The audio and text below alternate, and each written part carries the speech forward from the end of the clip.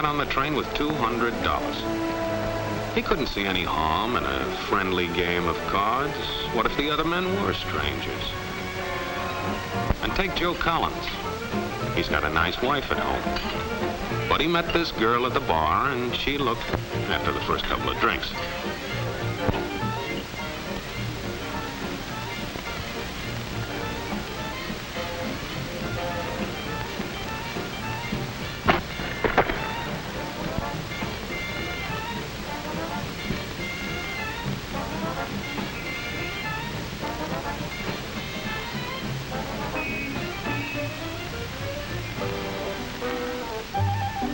There's a good old-fashioned word for people like this. We call them suckers.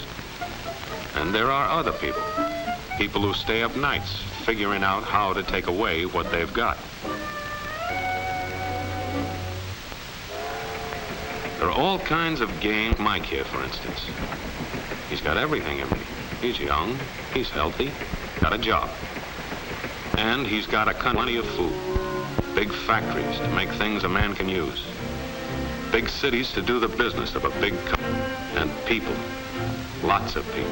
Enough to work the farm and build the factories, dig the mines, and run the business. All kinds of people. People from different countries with different religions, different colored skins. Free people. They can live together and work together and build America together because they're free. Free to vote, to say what they please, go to their own churches, to pick their own jobs. Yeah, Mike's got something, all right. He's got America.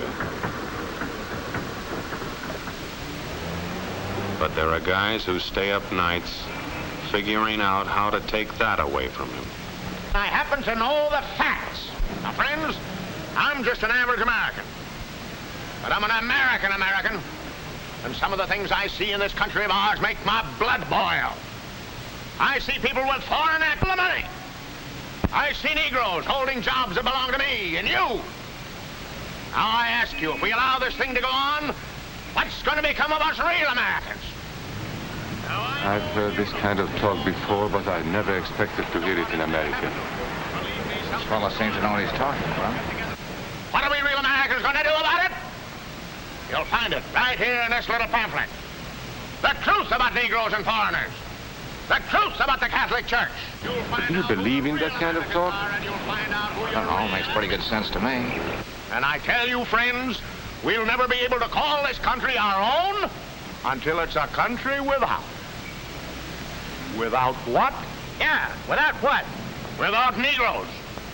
Without alien foreigners. Without Catholics. Without Freemasons. You know these people. What's wrong with the Masons? I'm a Mason. Hey, that fellow's talking about me. And that makes a difference, doesn't it? These are your enemies. These are the people who are trying to take over our country. Now you know them. You know what they stand for. And it's up to you and me to fight them. Fight them and destroy them before they destroy us. Thank you.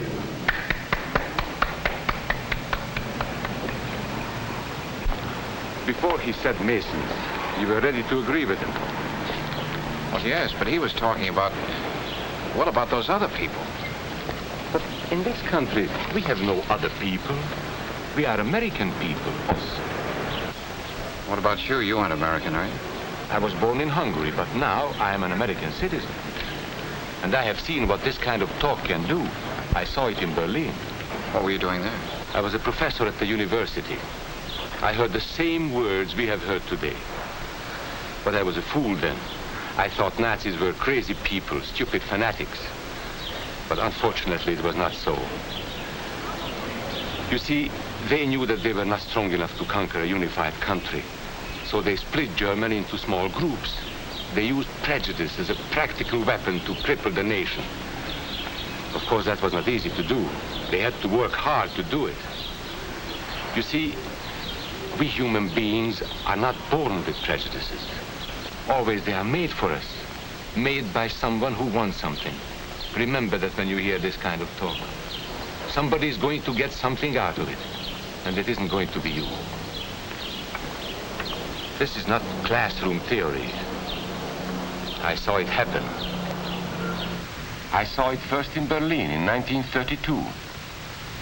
5 young men that I knew were standing in the crowd listening to the Nazi speaker. Eric was a Catholic. Anton, a student of mine, was a Jew. Heinrich owned a small hardware store. Karl was a farmer. And Hans was an unemployed metal worker. To all Bavarian Germans, I say it is time you inherited the nation which rightfully belongs to you. To you alone belongs the glorious destiny of the Greater Germany. The Nazi Party will provide land for the farmer, work for the worker, and profits for the small businessman. Who is getting these things now? The Jew. The Jew who has stolen our nation and our birthright. Who makes all the money and takes all our jobs? The Jew! He must be shunned. He must be ostracized. He must be eliminated. And the Catholics. We don't want our great nation run by a foreign church. We Germans will know what to do with these people when the time comes. They and their faith must be destroyed. Then there are the Freemasons. In Germany, we have no place for secret societies. There will be only one society, and that is the Nazi Party. There will be no secrecy about that in the new Greater Germany. One by one, he attacked each minority and he split them off one from the other. These men were all fellow Germans when they came here today. Now they were split into rival groups, suspicious of each other, hating each other. They were being swindled, all of them. But the man who was really being fooled was Hans. He was pure German, according to Nazi standards. To him they promised everything, and he fell for it. That's how Hans became a Superman. They gave him a uniform and they pumped up his ego. He wasn't just a little fellow out of work anymore. He was a member of the master race. Hans and thousands of others like him, all playing a sucker's game. They gambled with other people's liberty, and of course they lost their own. A nation of suckers. Hitler needed these people. There was lots of work to be done. There were trade unions to be smashed, because unions were organized and might offer resistance. There were many political parties in Germany. These the Nazis destroyed. They were determined to smash every organization where people might band together and resist them. There were Jews to be beaten and killed. The Jews were not powerful, but they were a convenient excuse for all the nation's ills.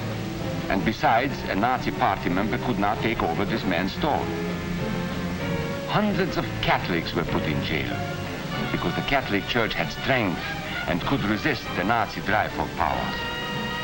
They had split the nation into 100 pieces, and then one by one, they had destroyed the pieces. Over these broken pieces, the Nazis rode into power. One party, one nation, one religion. These men had won their struggle for power. They now ruled all of Germany. But still they had trouble with their oldest and most persistent enemy, the truth.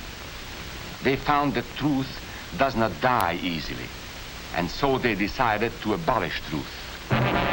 One great source of truth is literature, so they burned books, 20 million of them. Many great men in Germany who were spokesmen for truth were jailed or driven from their country. Teachers, writers, scientists. Education was discouraged.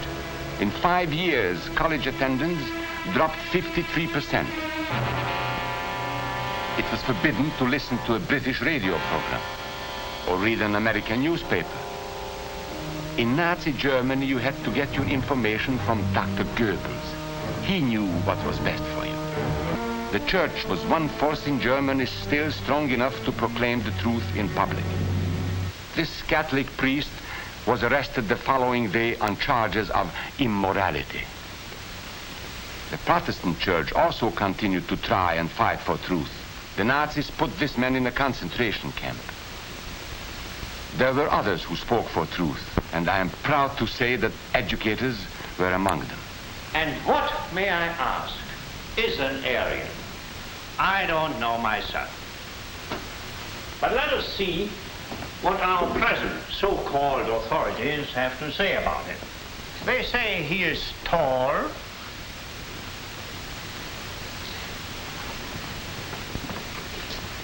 slender,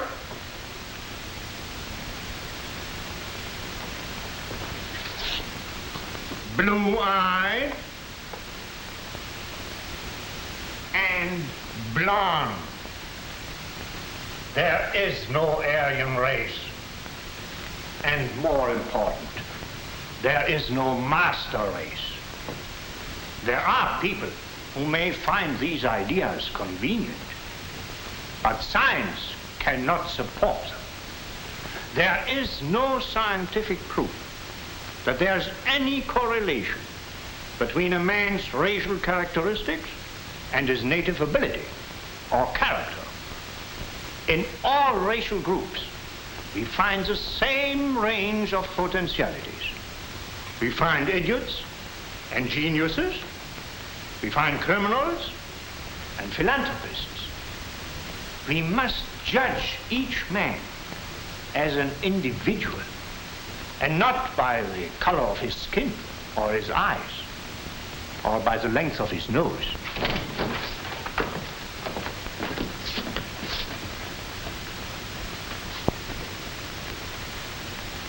Come in, gentlemen. It's comfortable. And remember that there is no master race. That is a scientific truth. Anyone who tells you otherwise is lying.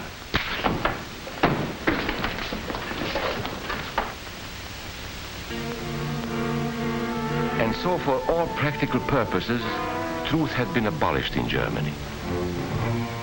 A lot of my German friends wondered what had hit them. How did it happen? Where did it start? It started right here. And this was where it could have been stopped. If those people had stood together, if they had protected each other, they could have resisted the Nazi threat. Together they would have been strong. But once they allowed themselves to be split apart, they were helpless. When that first minority lost out, everybody lost out. They made the mistake of gambling with other people's freedom. Now let's see how those bets paid off. Karl the farmer was gambling on a better life for himself. What he got was extra hours of back-breaking work, as much as 100 hours a week. He was forced to stay on his land and produce what he was told to produce, because now Hitler was preparing for war. For Heinrich, who owned a hardware store, the bet didn't pay off either. 104,000 small businesses were closed in 2 years. And for Hans, conditions hadn't improved any. He had a job now in the munitions factory, but he worked long hours for little pay. The working conditions grew increasingly bad. And even though he didn't like the job, he wasn't permitted to leave it. And when Hitler decided the time was right, Germany went to war. Not by declaring war, but by a carefully prepared sneak attack. Once again, Hitler needed Hans to do his dirty work. Hans was an expert at brutality this time, and Hitler had decided to use Hans and his brutality against other peoples, the Czechs, the Poles, the French, the Russians. But in the crucial test of war, Hitler's race theories didn't pay off. His pure-blooded supermen were defeated by the mongrel armies he despised, by the British of El Alamein.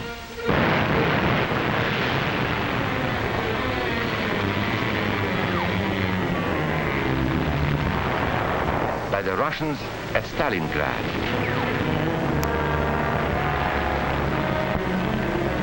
Then on D-Day by American soldiers of every color and religion, who smashed across the Normandy beaches and drove on through to the heart of Germany. For the misguided Germans who had swallowed the Nazi bait, the Nazi game did not pay off. The continent of Europe was strewn with millions of German bodies, pure Aryan bodies. Karl, the farmer, was left in the snow outside of Moscow. Heinrich stayed in Italy at Salerno. And Hans, who was going to rule the world, got only a little patch of Normandy that he could call his own.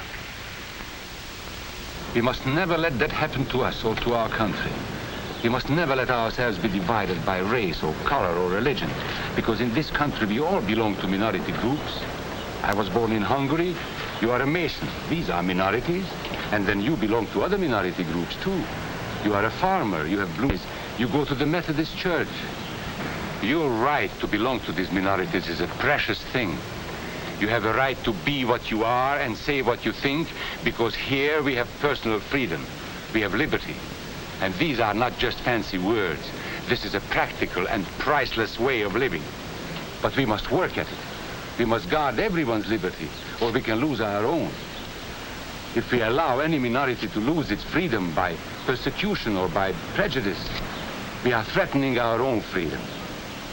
And this is not simply an idea. This is good, hard common sense. You see, here in America is not a question whether we tolerate minorities. America is minorities. And that means you and me.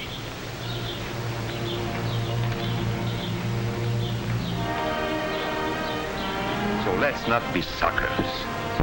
We must not allow the freedom or dignity of any man to be threatened by any act or word. Let's be selfish about it. Let's forget about we and they. Let's think about us.